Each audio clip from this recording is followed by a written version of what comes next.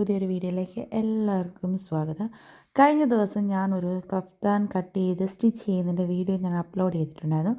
അപ്പോൾ ആ ഒരു കഫ്താൻ്റെ ബോട്ടം സൈഡിലായിട്ട് ഞാൻ സിമ്പിളായിട്ട് ചെയ്യാൻ പറ്റുന്ന ഒരു ഹാൻഡ് വർക്ക് എന്ന് വേണമെങ്കിൽ പറയാം ഡിസൈൻ കൊടുത്തിട്ടുണ്ടായിരുന്നു. അപ്പോൾ ആ ഡിസൈനാണ് ഞാൻ എങ്ങനെയാണ് ചെയ്യുന്നത് എന്നുള്ളതാണ് ഞാൻ കാണിക്കാനായിട്ട് പോകുന്നത്. അപ്പോൾ അതിനായിട്ട് ഞാൻ ഇതുപോലെ ഫസ്റ്റ് ഒരു A4 സൈസ് പേപ്പറാണ് എടുത്തിരിക്കുന്നത്. അതിൻ്റെ സെൻറ്റർ പോർഷനിലായിട്ട് ചെറിയൊരു സർക്കിൾ വരച്ച് കൊടുത്തിട്ടുണ്ട്. എന്നിട്ട് ആ സെൻറ്ററിൽ നിന്ന് കോമ്പസ് വെച്ചുകൊണ്ട് ഇതുപോലെ വലിയൊരു സർക്കിൾ കൊടുത്തിട്ട് ചെറിയ ചെറിയ ലീഫ് എന്ന രീതിയിൽ, അതായത് ഫ്ലവറിൻ്റെ ഇതൾ എന്ന രീതിയിൽ ഒന്ന് വരച്ച് കൊടുക്കുകയാണ് ചെയ്തേക്കുന്നത്. അപ്പോൾ ആ ഒരു A4 സൈസ് പേപ്പറിൻ്റെ സൈസിലാണ് ആ ഒരു ഫ്ലവർ എടുത്തിരിക്കുന്നത്. അപ്പോൾ സിമ്പിളായിട്ട് തന്നെ വരയ്ക്കാനായിട്ട് പറ്റും കേട്ടോ. ഇങ്ങനെ 2 റൗണ്ട് കൊടുത്തിട്ട് ആ സെക്കൻഡ് കൊടുക്കുന്ന റൗണ്ടിനെ ഒന്ന് ചെറുതായിട്ടൊന്ന് ഇടയ്ക്കിടയ്ക്ക് ഇങ്ങനെ ഓരോ ലൈൻസ് കൊടുത്തിട്ട് അതിനെ ഒന്ന് കർവ് ചെയ്ത് വരയ്ക്കുകയെന്നുണ്ടെങ്കിൽ ഇതുപോലെ നീറ്റായിട്ടുള്ള അടിപൊളിയായിട്ടുള്ള ഫ്ലവർ വരയ്ക്കാനായിട്ട് പറ്റുന്നതാണ്. അപ്പം അങ്ങനെ ഞാൻ ഫ്ലവർ വരച്ചെടുത്തിട്ടുണ്ട്. അതിനുശേഷം നമ്മുടെ മെറ്റീരിയലിലോട്ട് ഞാൻ ഇതൊന്ന് ട്രേസ് ചെയ്യുകയാണ് ചെയ്യുന്നത്. അപ്പോൾ അതിനായിട്ട് ഞാൻ ട്രേസിങ് പേപ്പറാണ് യൂസ് ചെയ്തിരിക്കുന്നത്. ട്രേസിങ് പേപ്പറിൻ്റെ പൊക്കത്തോട്ട് നമ്മുടെ ഈ ഒരു ഫ്ലവറിൻ്റെ പേപ്പറിൽ വരച്ചിരിക്കുന്ന ഈ ഒരു പിക്ചറും കൂടെ വെച്ചിട്ട് പെൻസിൽ വെച്ച് ആ ഫ്ലവറിൻ്റെ മണ്ടയിൽ കൂടെ വീണ്ടും ഒന്ന് വരയ്ക്കുകയാണ് ചെയ്യുന്നത്. അപ്പോൾ നിങ്ങൾ ആദ്യമായിട്ട് ആണ് എൻ്റെ ഈ ചാനൽ കാണുന്നതെങ്കിൽ ഒന്ന് സബ്സ്ക്രൈബ് ചെയ്യാനായിട്ട് മറക്കരുത്. അത് പ്രത്യേകം പറയുകയാണ്. അതുപോലെ ലൈക്ക് ചെയ്യാനായിട്ടും കമൻറ്റ് ചെയ്യാനായിട്ടും മറക്കരുത്. വ്യൂ ഒരുപാട് കിട്ടുന്നുണ്ട്, പക്ഷേ അതിനനുസരിച്ചുള്ള ലൈക്കോ കമൻസോ ഒന്നും വരുന്നില്ല. സോ എല്ലാവരും തന്നെ ലൈക്ക് ചെയ്യാനും കമൻറ്റ് ചെയ്യാനായിട്ടും മറക്കരുത്. പിന്നെ ഞാൻ പറഞ്ഞാൽ ഇത് സിമ്പിളായിട്ട് ചെയ്തെടുക്കാൻ പറ്റുന്ന ഒരു ഡിസൈൻ ആണ് എന്നുള്ളത് ഞാൻ പറഞ്ഞിട്ടുണ്ടായിരുന്നു. ഇത് ഞാൻ ചെയിൻ സ്റ്റോൺ ആണ് ഞാൻ ഇതിൻ്റെ അകത്ത് യൂസ് ചെയ്തിരിക്കുന്നത്. ഫുള്ളായിട്ട് ഒട്ടിക്കാനായിട്ട് എടുത്തിരിക്കുന്നത് ചെയിൻ സ്റ്റോൺ ആണ്. ഇത് ഗോൾഡൻ കളറിലെ സ്റ്റോണും അതേപോലെ തന്നെ നമ്മുടെ വൈറ്റ് കളറിലെ പേളും കൂടെ മിക്സ് ആയിട്ടുള്ളൊരു സ്റ്റോണാണ്. പുതിയതായിട്ട് വന്ന ഒരു സ്റ്റോൺ ചെയിനായിരുന്നു ഇത്. എനിക്കിത് കണ്ടപ്പോൾ ഇച്ചിരി നല്ലതായിട്ട് ഫീൽ ചെയ്തു. ഈ വൈറ്റ് കളറിലെ ആ ബീഡ്സും കൂടെ വെച്ചിരിക്കുന്നത് കൊണ്ട് തന്നെ നല്ലതായിട്ട് തന്നെ എനിക്ക് ഫീൽ ചെയ്തു. അതുകൊണ്ട് ഞാൻ ഈ ഒരു ചെയിൻ സ്റ്റോണാണ് എടുത്തത്. ഇതിന് മീറ്ററിന് 50 രൂപയാണ് ഈ ഒരു ചെയിൻ സ്റ്റോൺ വന്നിരിക്കുന്നത്. അപ്പോൾ എന്തായാലും നമ്മൾ ആദ്യമേ പശ ഒന്ന് തേച്ച് കൊടുക്കുന്നുണ്ട്. ഞാൻ എടുത്തിരിക്കുന്ന പശ B7000 എന്നുള്ള പശയാണ് എടുത്തിരിക്കുന്നത്. അപ്പോൾ അതൊന്ന് തേച്ച് കൊടുത്തതിന് ശേഷം നമ്മുടെ ഈ ചെയിൻ ഒന്ന് ഒട്ടിച്ച് കൊടുക്കുകയാണ് ചെയ്യുന്നത്. അതിന് ശേഷം ഈ ഓരോ ചെയിനിൻ്റെ ഈ മണ്ടയിൽ കൂടെ കൈസൂചിയും വെച്ച് എന്നിട്ട് ഒന്ന് സ്റ്റിച്ച് ചെയ്ത് കൊടുക്കുന്നത് നല്ലതാണ്. ഞാൻ പക്ഷേ സ്റ്റിച്ചൊന്നും ചെയ്തിട്ടൊന്നുമില്ല, ഞാൻ ജസ്റ്റ് ഇതൊന്ന് ഒട്ടിച്ച് കൊടുത്തിട്ടേ ഉള്ളൂ. അപ്പം ഞാൻ ഇതിൻ്റെ അകത്ത് യൂസ് ചെയ്തിരിക്കുന്ന ഈ ഒരു പശയും അതേപോലെ തന്നെ ഈ ഒരു ചെയിൻ സ്റ്റോണും പിന്നെ കുറച്ച് വൈറ്റ് കളറിലെ പേൾസും മാത്രമാണ് യൂസ് ചെയ്തിരിക്കുന്നത്. അപ്പോൾ 2 ഫ്ലവർ ഞാൻ ചെയ്തിട്ടുണ്ടായിരുന്നു. ഞാൻ ഈ ഒറ്റ ഫ്ലവർ ചെയ്യുന്നത് മാത്രമേ ഞാൻ ഈ വീഡിയോയിൽ കാണിച്ചിട്ടുണ്ട് ഉള്ളൂ. പക്ഷേ ഞാൻ 2 ഫ്ലവർ ചെയ്തിട്ടുണ്ട്. ഈ ഒരു വലിയ ഫ്ലവറും ഇതിനേക്കാൾ കുറച്ചും കൂടെ ചെറിയൊരു ഫ്ലവറും കൂടെ ഇതിന് മുകളിലായിട്ട് വരത്തക്ക രീതിയിലും ചെയ്തിട്ടുണ്ട്.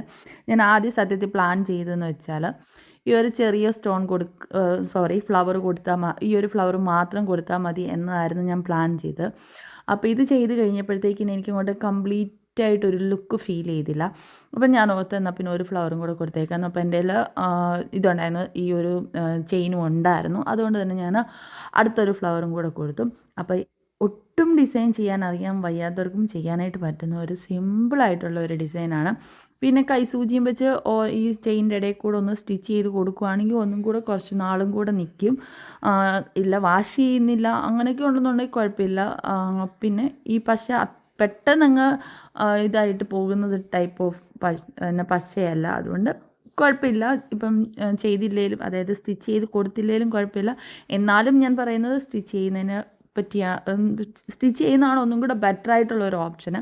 എനിക്ക് പിന്നെ മടി, പിന്നെ സമയമില്ലായ്മ ഇതെല്ലാം കൊണ്ട് ഞാൻ സ്റ്റിച്ച് ചെയ്തില്ല. പിന്നെ ഞാൻ എനിക്ക് വേണ്ടി തന്നെ പരീക്ഷണം ചെയ്തതായതുകൊണ്ട് തന്നെ ഞാൻ സ്റ്റിച്ച് ചെയ്തില്ലെന്നേ ഉള്ളൂ.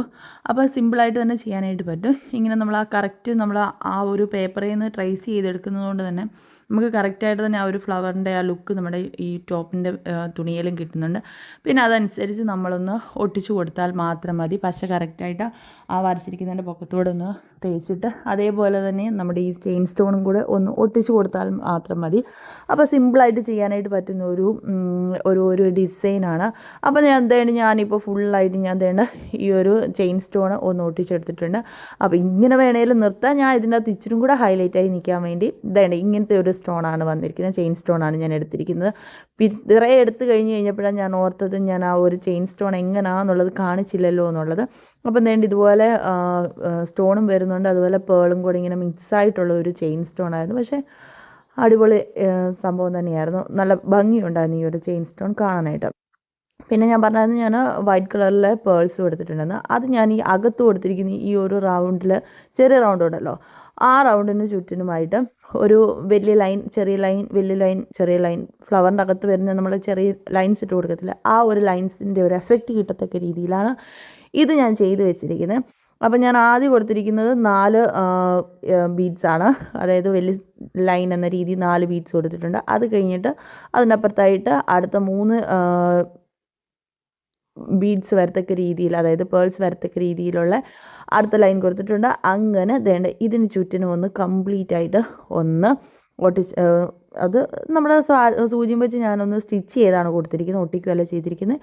അപ്പോൾ അത് ഞാനൊന്ന് സ്റ്റിച്ച് ചെയ്ത് കൊടുത്തിട്ടുണ്ട്. അങ്ങനെ നമ്മൾ ഫൈനലി കംപ്ലീറ്റ് ചെയ്തിരിക്കുകയാണ്. അതുകൊണ്ട് ഇതാണ് ഫൈനൽ റിസൾട്ട് വരുന്നത്. അപ്പോൾ കണ്ടിട്ട് എങ്ങനെയുണ്ട്? ഇതാണ് നമ്മുടെ കഫ്താൻ. ഈ കഫ്താൻ കട്ട് ചെയ്ത് സ്റ്റിച്ച് ചെയ്യുന്നതിൻ്റെ വീഡിയോ ഞാൻ ഇതിൻ്റെ യൂട്യൂബിൽ ആഡ് ചെയ്തിട്ടുണ്ട്.